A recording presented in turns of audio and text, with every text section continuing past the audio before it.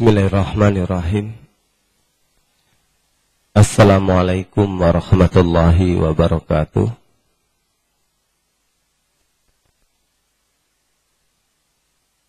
Alhamdulillahilladzi arsala rasulahu bil huda wa dinil haqq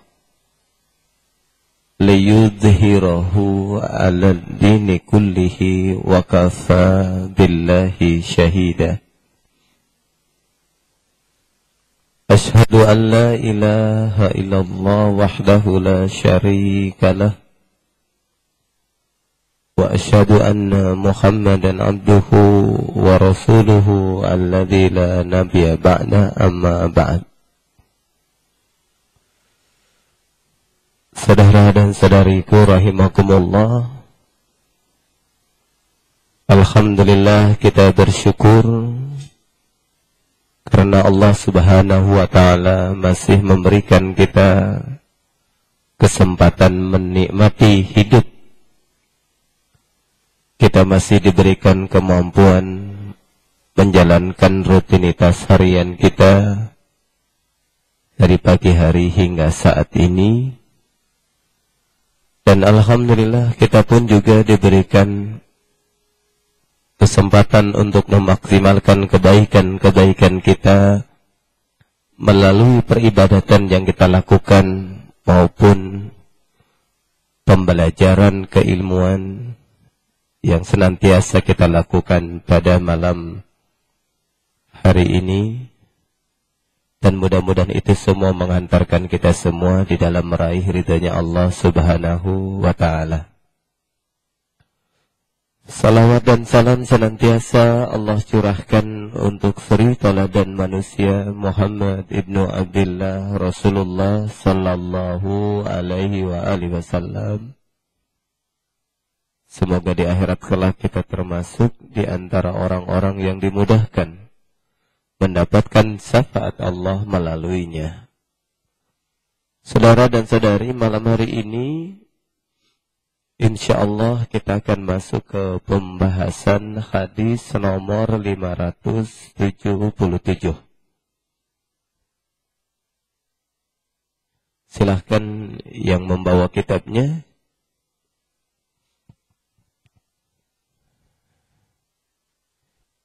Bismillahirrahmanirrahim. Wa an Jabir bin Samurah radhiyallahu anhu qala utiyan nabiyyu sallallahu alaihi wasallam birajulin qatala nafsahu bimashaqis falam yusalli alaihi, rawahu Muslimun. Dan dari sahabat Jabir ibnu Samurah radhiyallahu anhu berkata, pernah dibawa kepada Nabi Muhammad sallallahu alaihi wasallam seorang laki-laki yang meninggal dunia karena bunuh diri dengan menggunakan tombak bimasyaqis. Lalu beliau tidak menyolatkannya. Hadis riwayat Imam Muslim. Hadis ini dirujuk kepada kitab Sahih Muslim, hadis nomor 1624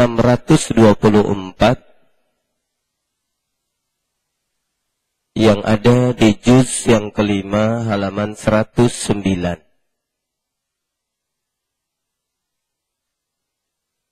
Dan selain Imam Muslim, hadis ini juga ditakhrij, ya, atau tercatat juga di dalam kitabnya Imam At-Tirmidzi, yaitu Sunan At-Tirmidzi, hadis nomor 988. Baik Imam Muslim maupun Imam At-Tirmidzi meriwayatkan hadis ini dengan teks yang sama. Artinya matannya tidak berbeda. Ya. Keduanya menyebutkan orang ini membunuh dirinya dengan masyaqis. Masyaqis itu jama dari kata mishqas, ya, yang berarti tombak, yang mata tombaknya ini berbentuk sesuatu yang tajam dan lebar. Jadi persis seperti sebagian golok, ya, yang sudah ada di kepalanya. Jadi kalau biasanya tombak itu kan lancip, tapi ini membentuk seperti kalau disebutkan aridh, sesuatu yang memanjang, melebar, ya. Jadi ujungnya seperti penggalan golok, ya. Tidak seperti paku yang ditajamkan. Ini yang disebut misqas. Ya. Di samping itu pun saudara dan saudari, ada catatan yang lebih lengkap tentang peristiwa yang diceritakan di dalam kitab Sunan Tirmidzi dan Sahih Muslim ini, yaitu catatan di dalam kitab Sunan Abi Dawud. Imam Abu Dawud dalam As-Sunannya hadis nomor 2770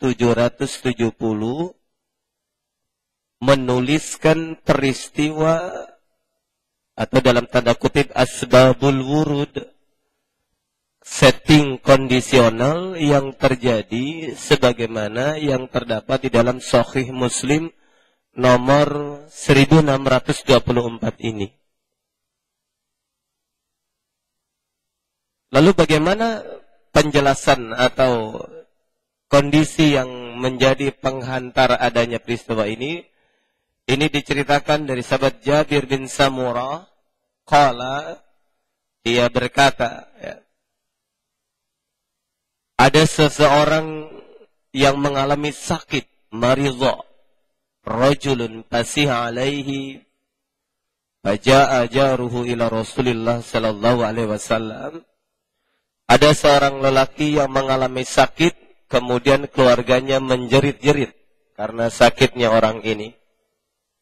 Hingga tetangganya datang kepada Rasulullah sallallahu alaihi wasallam dan berkata kepadanya, "Wahai Rasulullah, orang tersebut telah meninggal dunia." Jadi seorang sakit, keluarganya menjerit-jerit, disangka oleh tetangganya sudah meninggal dunia. Lalu orang ini datang kepada Rasulullah sallallahu alaihi wasallam dan menceritakan kemungkinan telah meninggalnya orang tersebut. Mendengar laporan ini, Rasulullah berkata, kata Rasulullah SAW, bagaimana engkau tahu bahwa orang itu telah meninggal dunia? Dia mengatakan, saya melihatnya. Rasulullah menolak, tidak, sesungguhnya ia belumlah mati. Jabir bin Samurah berkata, kemudian orang itu kembali dan orang yang sakit tersebut diteriaki. Ya. Jadi rupanya setiap dia kembali ke rumah, ke tetangganya tersebut, tetangganya, saudara-saudara tetangganya berteriak-teriak. Ya. Lalu dia balik lagi menemui Rasulullah Sallallahu Alaihi Wasallam mengatakan, orang ini meninggal ya Rasulullah. Kata Rasulullah, belum, dia belum meninggal dunia. Hal ini terus berulang, ya.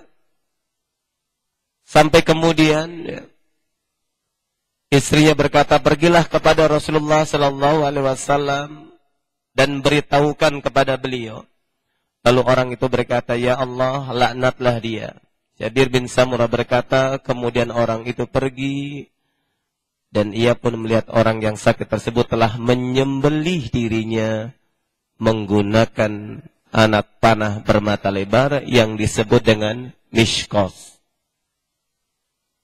Jadi karena nggak tahan diteriakin, akhirnya bunuh diri. Ya.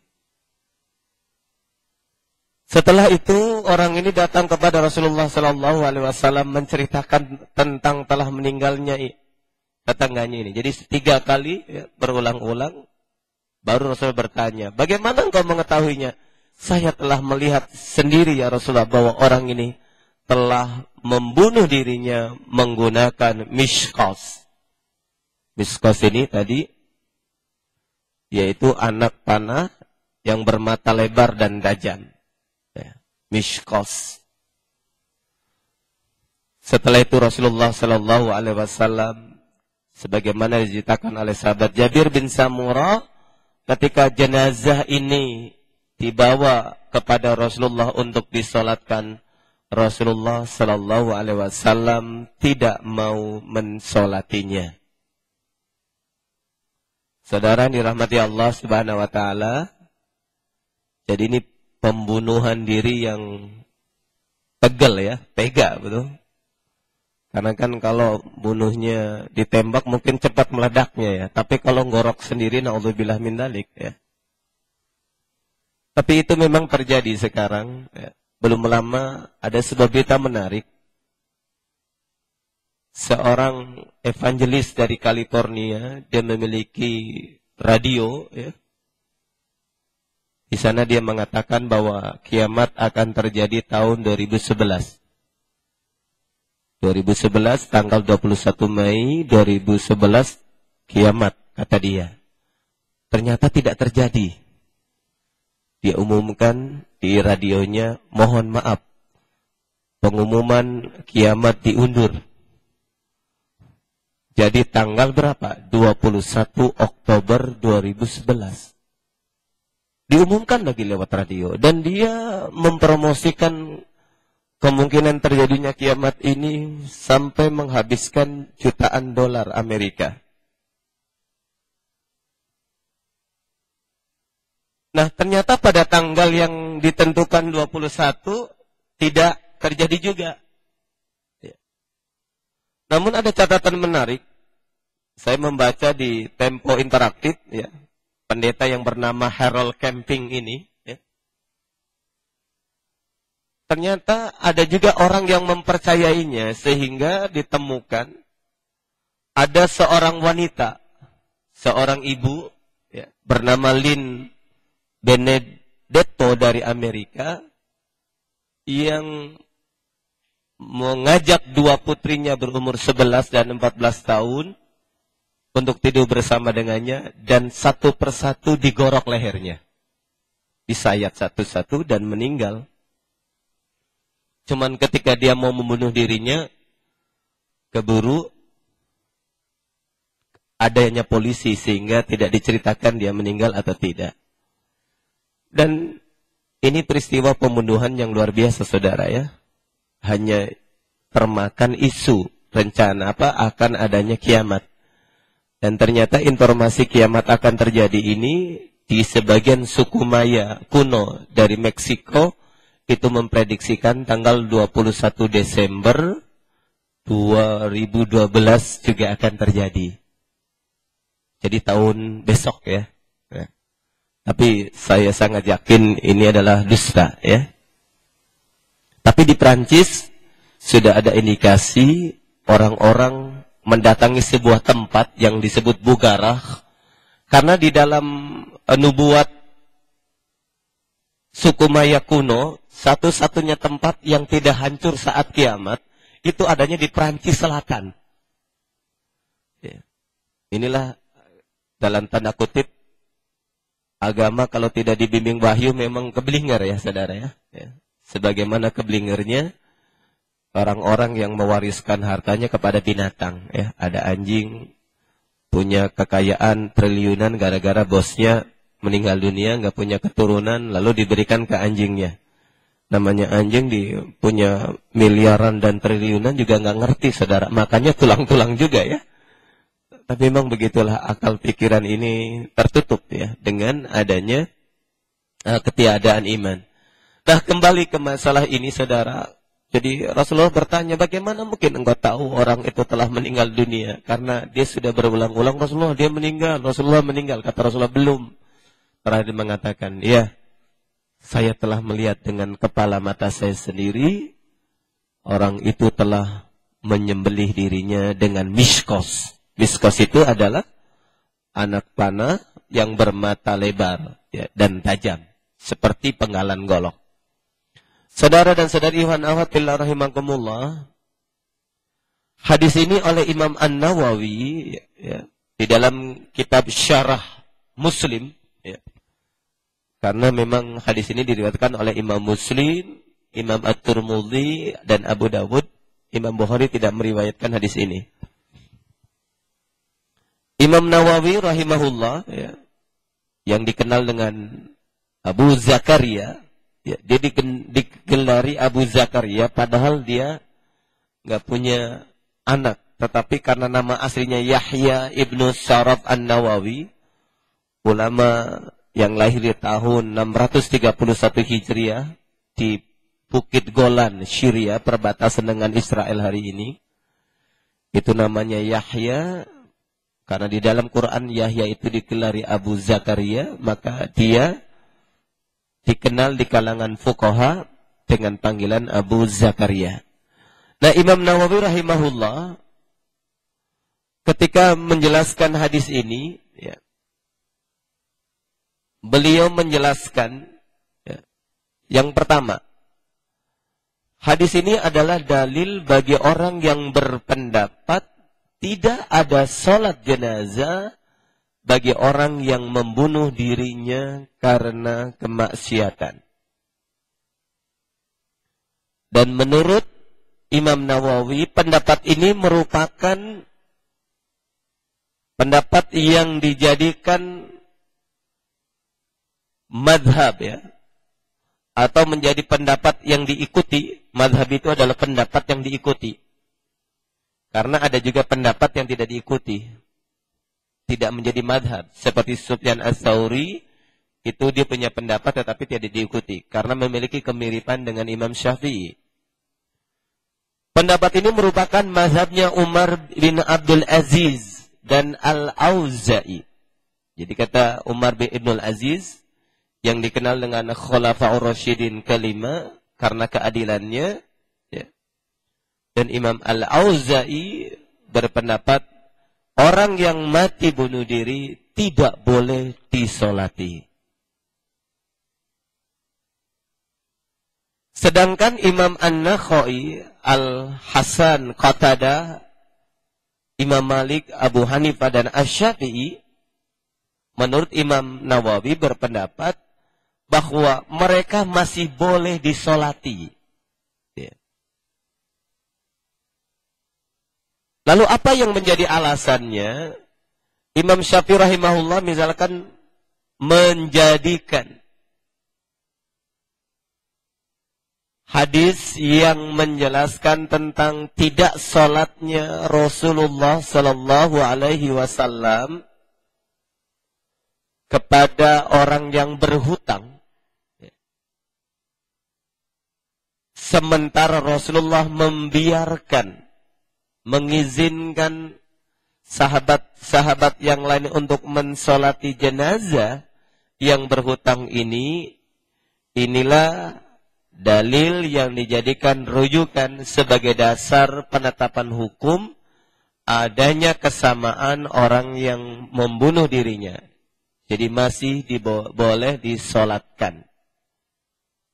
Hanya saja anjurannya kalau bisa orang yang menjadi pemimpin pada waktu itu seperti Rasulullah tidak boleh mensolatkan. Jadi biarin anak buahnya yang mensolatinya, tetapi kalau imamnya, ulamanya nggak boleh.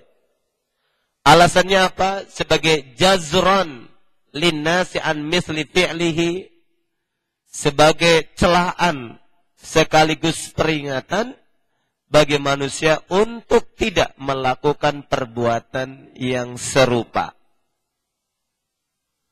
Nah, di dalam konteks ilmu fikih, usul fikih, apa yang ditetapkan oleh Imam Syafi'i, Imam Abu Hanifah, Imam Malik, An-Nakhai, Qatadah, Al-Hasan ini, itu dengan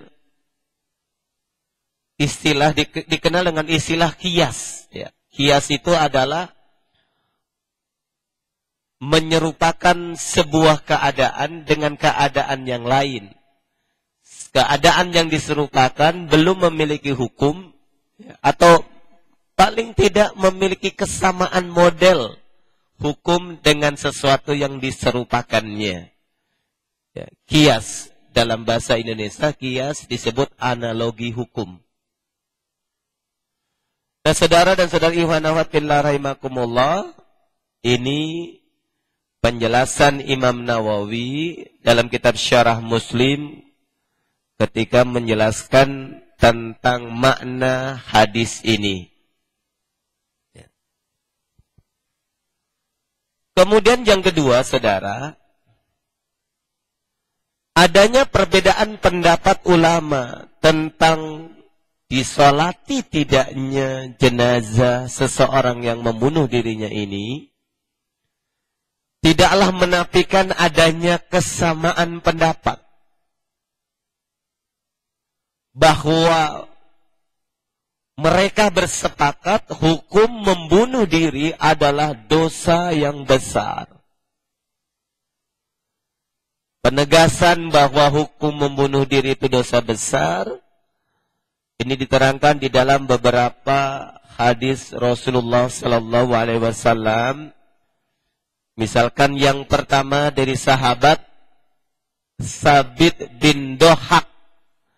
Sabit bin Dohak radhiyallahu anhu, ini terdapat di dalam kitab Sahih Bukhari, hadis nomor 1275. Di sana disebutkan bahwasanya Rasulullah sallallahu alaihi wasallam bersabda.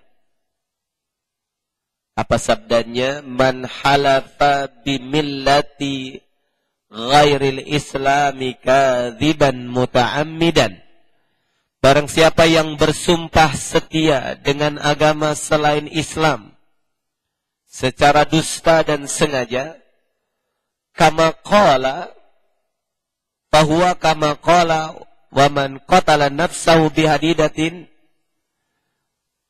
maka dia seperti apa yang dikatakannya. Dan barang siapa man qatala nafsahu bihadidatin, membunuh dirinya sendiri dengan besi, udziba bihi fi nari jahannama, maka orang ini akan disiksa di dalam neraka jahanam dengan besinya. Ini kalimatnya, di neraka jahanam. Nah, ini hadis yang datang dari sahabat Sabit bin Dohak radhiyallahu anhu, dan terdapat di dalam kitab Sahih Bukhari hadis nomor 1275 tentang berdosa besarnya orang yang membunuh dirinya sendiri. Apakah membunuh dirinya karena putus asa atau karena ketertekanan? Wallahu a'lam bishawab, jelas hukumnya membunuh diri itu dosa.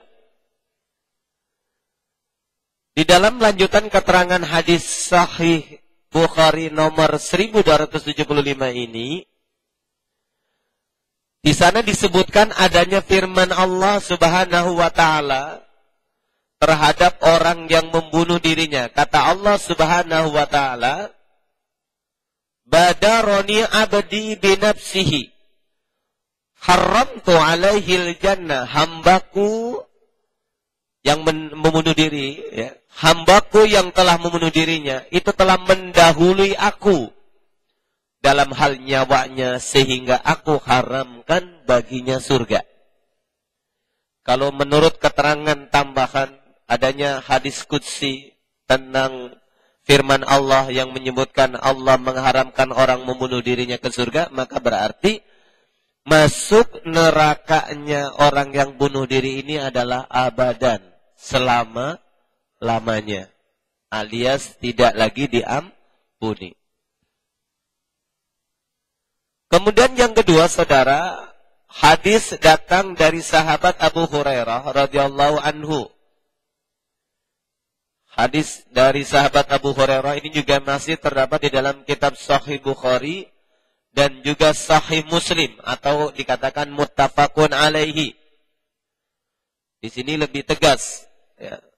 Kata Rasulullah sallallahu alaihi wasallam, ya. Man tarada min jabalin faqatala nafsahu fahuwa fi nari jahannam yatarada fihi khalidan mukhallidan. Barang siapa menjatuhkan dirinya dari gunung hingga membunuh jiwanya.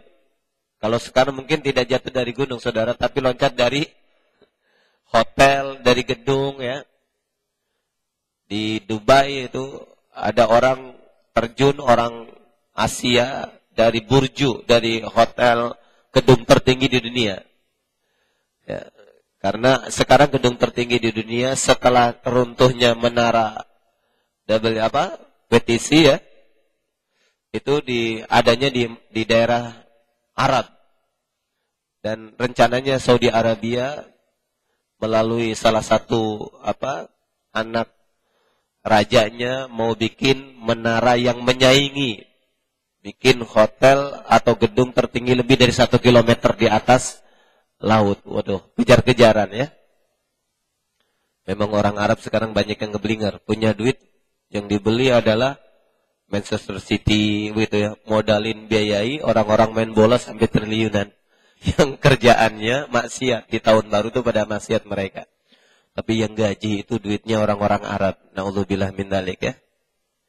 Nah, saudara yang dirahmati Allah, jadi kalau ya di sini, kalau dulu bicaranya dari gunung, kalau sekarang dari gedung. Ya.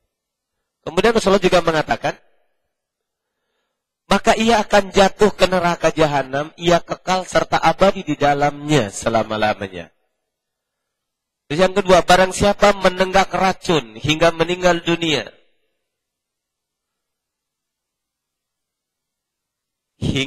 maka racun tersebut akan berada di tangannya, dan ia akan menenggaknya di neraka jahanam. Ia kekal serta abadi di dalamnya selama-lamanya. Yang ketiga, dan barang siapa bunuh diri dengan menusuk dirinya dengan besi, maka besi itu akan ada di tangannya. Dengannya ia akan menghujamkan ke perutnya di neraka jahanam berulang-ulang. Ini hadis-hadis ini, saudara dan saudari, menunjukkan dosa besarnya hukum bunuh diri.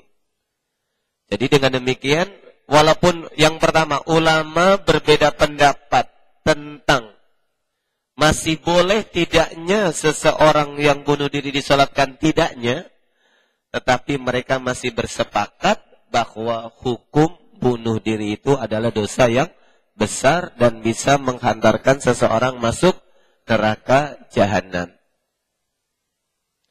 Di samping Bukhari dan Muslim, hadis ini juga terdapat di dalam kitab Sunan Abu Dawud, hadis nomor 2835 dan beberapa hadis yang lainnya. Nah, ini kesepakatannya, saudara, ya. Nah, yang ketiga, makna hadis ini, kalau menurut analisa dari kedua penjelasan di atas, ya. Analisa pertama tadi bahwa ulama berbeda pendapat tentang masih boleh tidaknya disolatkan. Imam Syafi'i masih membolehkan, ya. Imam Maliki, Abu Hanifah masih membolehkan, begitu. Sebagaimana keterangan yang disampaikan oleh Imam An-Nawawi. Tetapi ada juga mazhabnya Umar Ibn Aziz Al-Auza'i mengatakan tidak boleh, ya. Terus analisa yang kedua tentang besarnya dosa ini, maka kalau kita melihat dua analisa keterangan di atas, maka saya lebih cenderung, ya, saya pribadi di sini, bahwa menyolatkan jenazah orang yang bunuh diri itu sama sekali tidak boleh. Alasannya apa? Yang pertama, alasannya karena di hadis yang disebutkan atau dijadikan keterangan ini, ya, hadis nomor 577 ini tidak ada keterangan Rasulullah memerintahkan sahabat-sahabatnya untuk menyolatkannya. Nggak ada keterangan itu.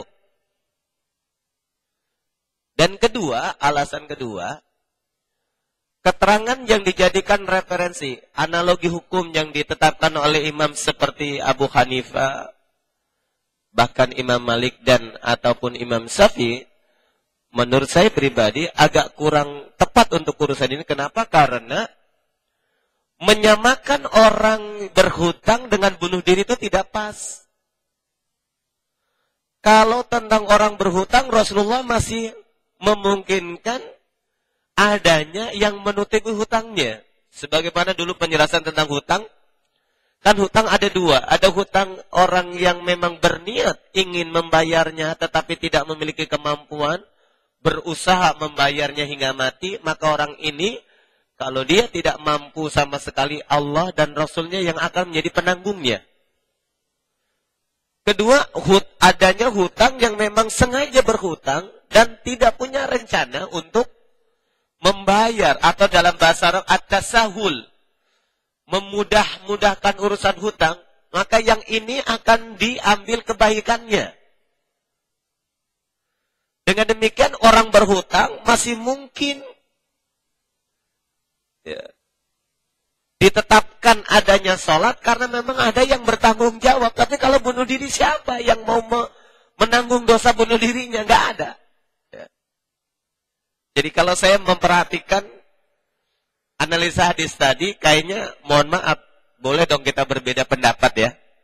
Kalau Imam Syafi'i berpendapat demikian, Imam Malik dan ya, boleh aja. Jadi kalau saya lebih cenderung kepada pendapatnya Imam Al-Auza'i, ya, atau pendapatnya Khalifah, atau yang disebut dengan Umar Ibnul Aziz, ya, rahimahullah. Saya lebih cenderung ke pendapat itu. Kenapa? Karena tidak bisa disamakan ya, antara orang yang berhutang dengan bunuh diri. Ya. Kemudian alasannya lain, ya, bunuh diri sebagaimana disebutkan oleh hadis-hadis Imam Bukhari dan Muslim tadi, itu menjadikan orang masuk neraka selama-lamanya. Dengan demikian, orang yang seperti itu mah nggak perlu disolati, gitu kan? Kenapa? Karena menyolatkannya, kan kalau kita tanya apa sih tujuan kita menyolati jenazah? Alasannya apa? Alasan sederhana adalah untuk memudahkan dia mendapatkan ampunan Allah. Makanya kan doa di dalam salat jenazah apa? Allahumma gfir lahu warhamhu wa'afihi wa'fu anhu wa akrim nuzulahu wa wasi' madkhalahu Allahumma la tahrimna ajrahu wa la taftina ba'dahu. Terus ada lagi doa yang lainnya seperti Allahumma abdil darohu khairan min darihi. Ya Allah, gantilah rumahnya di alam sana lebih bagus dari rumahnya di dunia. Terus wa ahlan khairan min ahli, gantilah keluarganya lebih bagus daripada keluarganya yang di muka bumi. Jadi kalau kita memperhatikan asbabul wurud atau tarikh tasrih, sejarah adanya penegakan atau hukum sholat jenazah itu adalah untuk meringankan beban di akhiratnya dan harapan agar si jenazah ini akan diampuni dosanya, kan begitu. Sehingga mestinya di alam kubur disiksa atau di akhirat nanti disiksa menjadi berkurang. Penegasan ini bahkan kalau Anda membaca di dalam kitab Sahih Muslim hadis nomor 1577, sahabat Abdullah bin Abbas radhiyallahu anhu itu pernah ya, ketika anaknya meninggal dunia di kawasan Qudaid atau Usfan, ia berkata kepada Quraib, "Wahai Quraib, lihatlah berapa orang yang berkumpul untuk mensalatkannya." Kata Quraib, maka aku pun keluar, ternyata orang-orang yang telah berkumpul untuk mensalatkannya masih sedikit. Setelah itu diberitakan kepada sahabat Abdullah bin Abbas, maka Abdullah bin Abbas bertanya, apakah jumlah mereka mencapai 40 orang? Kata Quraib, oh sudah sampai, walaupun sedikit tapi sudah ada 40. Kemudian Ibnu Abbas berkata, kalau begitu keluarkan mayat ini dan sholatkanlah. Karena saya pernah mendengar Rasulullah SAW bersabda, ini sabda Rasulullah. Ma min rajulin muslimin, tidak ada seorang lelaki muslim atau tidak ada seseorang muslim yang mutu, dia meninggal, muslim atau muslimat. Fayakumu ala janazatihi arba'una rajulan la yusrikuna billahi syai'an. Kemudian jenazahnya itu disolatkan oleh lebih dari 40 orang yang tidak mensekutukan Allah. Maka kata Rasulullah, illa syafa'ahumullahu fihi. Allah subhanahu wa ta'ala akan mengabulkan doa mereka untuknya. Dalam tanda kutip menjadi syafaat. Jadi itulah perlunya kenapa seorang jenazah disolatkannya di tempat yang ramai. Kita berharap ya, dari sekian banyak yang menyolatkan ada orang-orang yang lebih 40 tidak mensekutukan Allah. Nah sekarang bayangkan saudara dan saudari, kalau ada jenazah di kampung, orangnya nggak ngerti, bahkan ada sebagian di daerah-daerah pinggiran Jakarta ini menyolati jenazah itu harus dibayar, ya. Itu bagaimana kasihannya si jenazah ini, karena orang yang menyolatinya pasti orang itu motivasinya duit. Ya. Dan kalau motivasinya sudah duit, kan berarti tidak dapat pahala, kan begitu.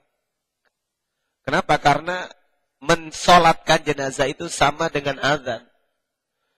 Adalah ibadah yang tidak boleh di sana berharap mendapatkan bayaran, begitu.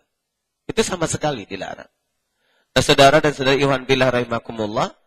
Nah, dengan demikian, dengan adanya hadis ini, maka karena salat jenazah itu punya fungsi untuk meringankan perjalanannya, meringankan atas dosanya, maka karena orang yang meninggal bunuh diri itu sudah disebut oleh Rasulullah pasti masuk neraka jahanam abadi, maka salat jenazah tidaklah dibutuhkan. Ya. Tidak diperlukan. Nah ini alasan-alasan kenapa kalau saya pribadi ya, lebih cenderung kepada pendapatnya Umar Ibnul Aziz rahimahullah dan juga Al-Auza'i yang mengatakan orang meninggal karena bunuh diri tidak perlu disolatkan. Hanya kalaupun ada yang menyolatkannya, itu tidak berdosa menyolatkannya. Kenapa? Karena Imam Syafi'i berpendapat masih diizinkan. Kenapa diizinkan? Karena pada intinya, solat jenazah itu adalah salah satu cara kita mengambil kebaikan dari jenazah. Salat jenazah adalah salah satu cara kita mengambil kebaikan dari si mayit. Maksudnya apa? Maksudnya adalah Rasulullah mengatakan, orang yang mensolati jenazah itu kan mendapat pahala satu gunung, satu Qirat, satu gunung Uhud. Jadi kita bisa mengambil kebaikan untuk kita dari apa yang kita lakukan dari jenazah adalah menyolatkan dan mengantarkannya. Jadi kalau ada orang meninggal dunia, ya kita mengambil kebaikan untuk diri kita, sholat jenazah, begitu. Ya, jadi tadi orang kesimpulannya bahwa orang yang meninggal dunia karena bunuh diri sebenarnya tidak perlu disolatkan. Tetapi kalau ada yang menyolatkan, dia tidaklah berdosa. Ya, ini kita gabung dua keterangan tadi ya. Jadi dengan demikian saudara dan saudari Ikhwan fillah rahimakumullah, tentunya ini pembelajaran bagi kita ya, karena bagaimanapun seberat apapun urusan kita, kita tidak boleh menyudahi hidup kita ya. Karena kesabaran kita atas sebuah masalah yang Allah timpakan kepada kita bisa jadi itu adalah salah satu caranya Allah mengurangi dosa kita. Salah satu caranya Allah mengampuni dosa kita. Jadi Allah menjadikan beban hidup, kesulitan, penderitaan, dan aneka macam yang tidak menyenangkan dalam kehidupan kita ini sebagai kafarat atas apa yang pernah kita lakukan. Dengan demikian kesabaran itu adalah kemutlakan. Bahkan sebagai penutup atas pembahasan hadis nomor 578 ini, 577, Anda bisa menuliskan surat Yusuf, surat ke-12, ayat 87. Di sana pada ayat 87 surat Yusuf, Allah Subhanahu wa taala berfirman tentang apa yang pernah dikatakan oleh Nabi Yakub kepada putra-putranya, ya baniya idhabu fatahassasu min Yusuf wa akhihi wa la tai'asu mir rauhillah innahu la yai'asu mir rauhillah illal qaumul kafirun. Wahai anak-anakku, pergilah, carilah informasi tentang Yusuf dan saudaranya yaitu Bunyamin, dan janganlah kalian berhenti berputus asa, atau janganlah kalian berputus asa dari rahmatnya Allah, karena sesungguhnya tidak ada orang yang berputus asa dari rahmat Allah kecuali ia adalah orang yang kafir. Jadi kalau orang bunuh diri karena putus asaan, bisa jadi ini adalah gambaran kekufurannya, dan orang kafir tidak boleh disolati. Ya, jadi walaupun ada orang muslim tadi meninggal dunia karena bunuh diri, dia tidak layak disolati. Ya, walaupun tadi ada tambahan, Imam Syafi'i masih membolehkan. Kalaupun ada yang menyolatkannya mungkin karena tidak tahu, dia tidaklah berdosa. Tapi kalau yang kita sudah tahu, lebih baik tidak mensolatinya, karena khawatir kita terjebak orang ini putus asa dan kategori kafir begitu. Kalau dia mungkin, mohon maaf, bunuh dirinya karena kebodohan dia, terus dia berada seperti mungkin, mohon maaf, Anda tahu orang-orang muslim yang dipenjara di Abu Ghuraib ya? Pernah lihat? Pernah baca? Abu Ghuraib itu penjaranya pengganti Guantanamo, penjaranya Amerika untuk orang-orang muslim itu, kan naudzubillah min dzalik, saudara ya. Itu orang-orang muslim dieksploitasi. Waduh. Dan itu bisa jadi mungkin karena terdosa, udah bingung, ya Allah saya malu daripada bebaskan dan lain-lain sebagainya misalkan. Wallah alam bisawab yang begitu. Bisa jadi itu tidak masuk kategori hal yang begitu. Tapi kembali, kalau kita membaca kehati-hatian Imam Syafi'i, bisa jadi Imam Syafi'i masih mengizinkan, membolehkan orang sholat jenazah yang bunuh diri, karena jadi biasanya bunuh dirinya bukan karena tadi, tapi mungkin karena satu hal kebodohannya dan sebagainya, hanya dia tidak tahu kecuali bunuh diri sebagai jalan begitu. Bisa jadi seperti itu. Tapi kembali kita husnuzon kepada semuanya, karena bagaimanapun ulama-ulama pendahulu kita adalah orang-orang solih yang sudah berikhtiar mengambil pelajaran dari setiap apa yang dikajinya. Dan tentu bagi kita ini pembelajaran, saudara dan saudari, karena bagaimanapun ya, kita harus menghindarkan diri, berikhtiar menghindarkan diri dari hal-hal yang bisa menjerumuskan diri kita kepada kekafiran. Dan bunuh diri dalam pengertian putus asa dari rahmat Allah itu, dan mengakhirinya dengan cara seperti itu adalah salah satu bentuk kekufuran, sebagaimana firman Allah Subhanahu wa taala surat Yusuf surat ke-12 ayat ke-87. Nah, ini hadis nomor 577. Kita lanjutkan saudara ya, masih ada waktu. Hadis nomor 578. Nah, hadis ini agak panjang, saudara ya. Bismillahirrahmanirrahim. Wa an Abi Hurairah radhiyallahu anhu fi qissatil mar'ati allati kanat taqumul masjid. فسأل عنها النبي صلى الله عليه وسلم فقالوا ماتت فقال أفلا كنتم آذنتموني فكأنهم صغروا أمرها فقال دلوني على قبرها فدلوه فصلى عليها متفق عليه.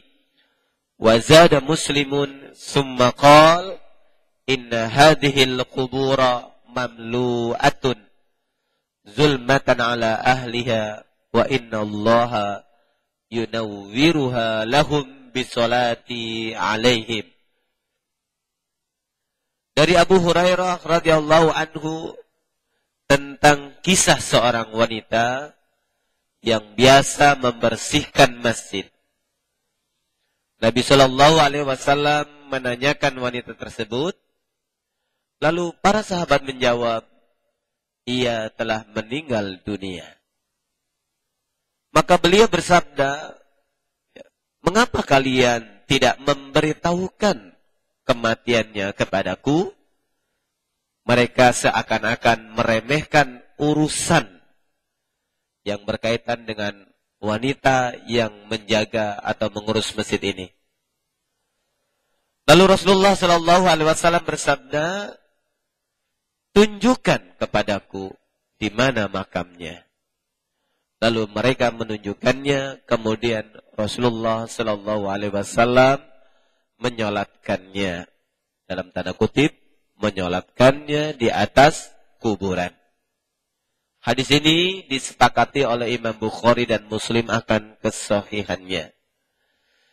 Di dalam catatan Imam Muslim, beliau menambahkan, kemudian Rasulullah Shallallahu Alaihi Wasallam bersabda sesudah menyolatkan, sungguh kuburan-kuburan ini penuh dengan kegelapan atas penghuninya. Dan sungguh Allah akan meneranginya untuk mereka dengan salatku atasnya. Saudara dan saudari Ikhwan Billah rahimakumullah, hadis ini karena dia disepakati Bukhari Muslim, sebagaimana disampaikan oleh Ibnu Hajar Al-Asqalani dalam kitab Bulughul Maram ini, maka hadis ini berarti dirujuk kepada Sahih Bukhari dan Sahih Muslim. Imam Bukhari mencatat hadis ini di nomor 438, kitab Salat, bab petugas kebersihan masjid dan membuang kotoran dari masjid. Sedangkan Imam Muslim menuliskan hadis ini dalam kitabnya As-Sahih, hadis nomor 1588. Dalam pembahasan atau bab salat jenazah di atas kuburan. Kelengkapan hadis tersebut ya sebagaimana yang disebutkan oleh Imam Ibnu Hajar Al-Asqalani dan menjadi dasar adanya penulisan di hadis nomor 578 ini merujuk kepada apa yang ditulis oleh Imam Muslim di hadis nomor 1588. Di dalam kelengkapannya memang ada disebutkan bahwa si perawi, ya, si periwayat hadis, ya, menurut Abu Hurairah ini terjadi keraguan apakah yang meninggal itu seorang wanita ataukah seorang pemuda. Ya. Makanya disebutkan di dalam kelengkapan hadis itu adalah anna imra'atan sauda'a kanat taqumul masjid aw syabban. Jadi menurut sahabat Abu Hurairah, si periwayat ini sempat mengatakan bahwasanya seorang wanita berkulit hitam yang biasa mengurusi kebersihan masjid atau menyapu masjid atau seorang pemuda. Jadi di dalam riwayatnya ini bisa jadi memang peristiwanya 2 kali atau bisa jadi 1 kali, cuman yang menyampaikannya agak lupa. Hanya saja lupanya si perawi ini tidak menjadikan hadis ini cacat. Ya karena kalau di dalam hadis mengatakan atau biasanya menunjukkan adanya keraguan-raguan atau bisa jadi menunjukkan adanya kebimbangan apakah ini satu peristiwa atau ini 2 peristiwa. Kalau satu peristiwa berarti laki-laki saja atau perempuan saja. Tapi kalau 2 peristiwa bisa jadi suatu saat memang Rasulullah pernah menanyakan tentang penunggu masjid yang berjenis perempuan, atau bisa jadi Rasulullah pernah menanyakan tentang seorang laki-laki yang biasa mengurusi masjid. Karena memang biasanya yang biasa suka bersih-bersih masjid ya, kalau di kita sih sekarang banyakannya laki-laki. Ya. Kenapa? Karena kalau laki-laki lebih memadai karena beliau itu tidak terkena haid, tidak kena tamu bulanan. Kalau wanita kan kena tamu bulanan. Sehingga bebersihnya itu mempengaruhi kondisinya. Ya. Kondisi masjid bisa terpengaruhi oleh kondisi pribadi. Karena kalau lagi datang bulan mungkin jadi malas dan lain sebagainya begitu. Dan ada mungkin bagi sebagian wanita ketika datang bulan itu dia mengalami rasa sakit dan lain sebagainya. Dan itu pasti mengganggu konsentrasi kerjanya. Kalau di sekarang di kita memang kebanyakan laki-laki. Tapi kalau di zaman Rasulullah bisa jadi dengan adanya keterangan ini memang perempuan pernah begitu menjadi pengurus masjid. Cuman biasanya perempuan-perempuan yang pernah mengurus masjid adalah perempuan-perempuan yang karena satu hal sudah tidak memiliki keluarga lagi. Kenapa? Karena di zaman Rasulullah Shallallahu Alaihi Wasallam itu banyak wanita-wanita setelah ditinggal pergi suaminya meninggal dalam medan perang, dan angka peperangan di zaman Rasulullah itu cukup tinggi, saudara. Karena kalau kita membaca sejarah, Rasulullah itu dalam rentang waktu 10 tahun di kota Madinah, itu berperang lebih dari 50 kali.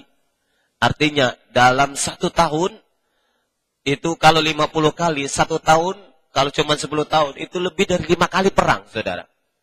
Alhamdulillah kalau kita sih tenang-tenang saja ya. Karena dalam 1 tahun ngaji 10 kali aja kayaknya 1 bulan 10 kali nggak nyampe kayaknya ya. Karena terlalu berat ya ngaji, belum disuruh perang begitu. Nah, jadi saudara dan saudari Iwan Billah rahimakumullah, memang ada perbedaan seperti itu. Baik, nanti kita lanjutkan hadis ini setelah Isya. Walaupun minggu, walhamdulillahirabbil alamin.